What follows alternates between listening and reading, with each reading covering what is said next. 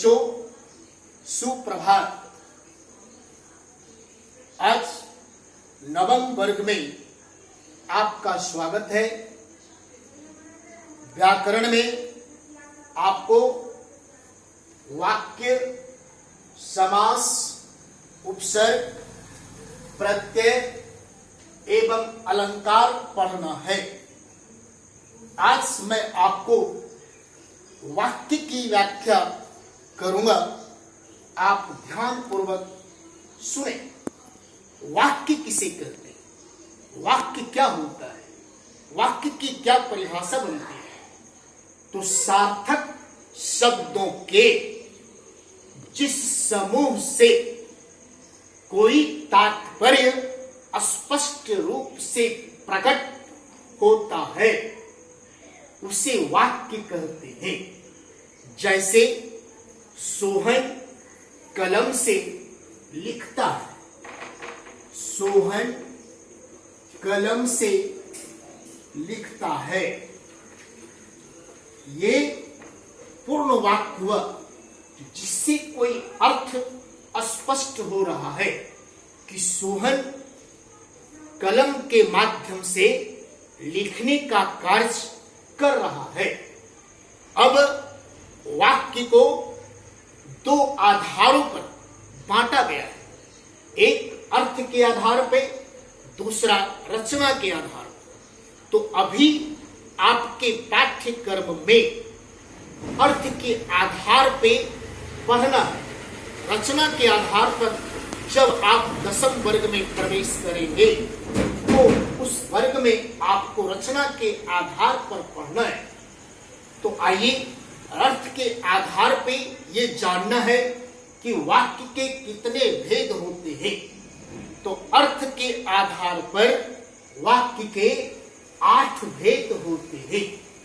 पहला विधिवाचक, दूसरा निषेधवाचक, तीसरा आज्ञावाचक, चौथा प्रश्नवाचक, पांचवा इच्छावाचक, छठा संदेहवाचक, सातवां संकेतवाचक, आठवां विस्मयादि बोधक। ये वाक्य के अर्थ के आधार पर 8 भेद बताए गए हैं। अब आपको ये समझना है कि विधिवाचक वाक्य किसे कहते हैं।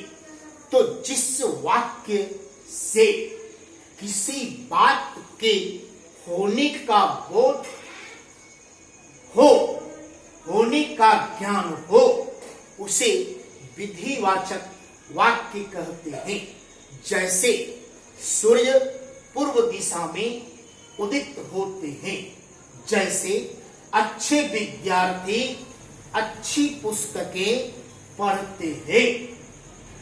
दूसरा निषेधवाचक, जिस वाक्य से किसी बात के न होने का बोध होता हो, न होने का ज्ञान होता है, उसे निषेधवाचक वाक्य कहते हैं। निषेध का मतलब होता है नकारात्मक भाव, नहीं होने का भाव। जैसे मेधावी छात्र परीक्षा में चोरी नहीं करते हैं। तो यहाँ पे जो नहीं शब्द का प्रयोग किया गया तो यह निषेधवाचक के अंतर्गत हुआ।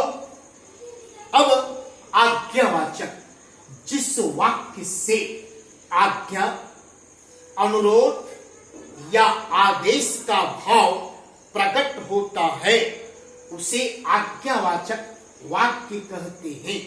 जैसे अच्छी पुस्तक पढ़ो, इस वाक्य से आदेश का भाव प्रस्तुत किया जा रहा है। दूसरा सदा सत्य बोलो, यहां भी आदेश दिया जा रहा है। चौथा प्रश्नवाचक वाक्य, जिस वाक्य से किसी प्रकार के प्रश्न किए जाने का बोध होता हो, ज्ञान होता है, उसे प्रश्नवाचक वाक्य कहते हैं। जैसे अच्छे व्यक्तियों की पहचान क्या है, तुम्हारा नाम क्या है, तुम कहाँ रहते हो, कौन, क्या, कैसे, क्यों, ये सभी प्रश्नवाचक के अंतर्गत आते हैं। नेक्स्ट जो 5वां है वो है इच्छावाचक। तो जिस वाक्य से इच्छा या शुभ कामना का भाव प्रकट होता है उसे इच्छावाचक वाक्य कहते हैं। जैसे भगवान, यहाँ पे शुभकामना, भगवान आपको स्वस्थ रखे, तुम्हारी यात्रा मंगलमय हो, आज पुलाव बने, आज अच्छी सब्जी बने, यह इच्छा का भाव प्रकट किया जा रहा है। छठी संदेहवाचक, जिस वाक्य से किसी प्रकार का संदेह, शंका का भाव प्रकट होता है उसे संदेहवाचक वाक्य कहते हैं। जैसे आज शायद मेरे पिताजी पटना गए होंगे, संभवतः आज वह आ गया होगा। इस वाक्य से, इन वाक्यों से संदेह, शंका का भाव उत्पन्न हो रहा है, तो यहाँ पे संदेहवाचक वाक्य हुआ। अब 7वां संकेतवाचक, जो संकेत का भाव, जिस वाक्य से किसी शर्त या संकेत का बोध कराया जाता है, बोध का ज्ञान होता है, उसे संकेतवाचक वाक्य कहते हैं। इस वाक्य के अंतर्गत एक क्रिया दूसरी क्रिया पे आधारित होती है जो संकेत का भाव उत्पन्न करता है। जैसे यदि वर्षा होती तो अच्छी फसल होते, यदि तुम पढ़ते तो अवश्य पास करते। तीसरा अंतिम 8वीं विस्मयादि बोधक, जिस वाक्य से विस्मय अर्थात हर्ष, दुख, घृणा एवं तिरस्कार का भाव उत्पन्न होता है उसे विस्मयादि बोधक वाक्य कहते हैं।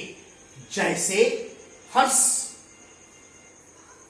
वाह तुमने मैच जीत लिया, वाह तुम परीक्षा में प्रथम स्थान प्राप्त किया। दुख, ओह दर्द से सर फटा जा रहा है।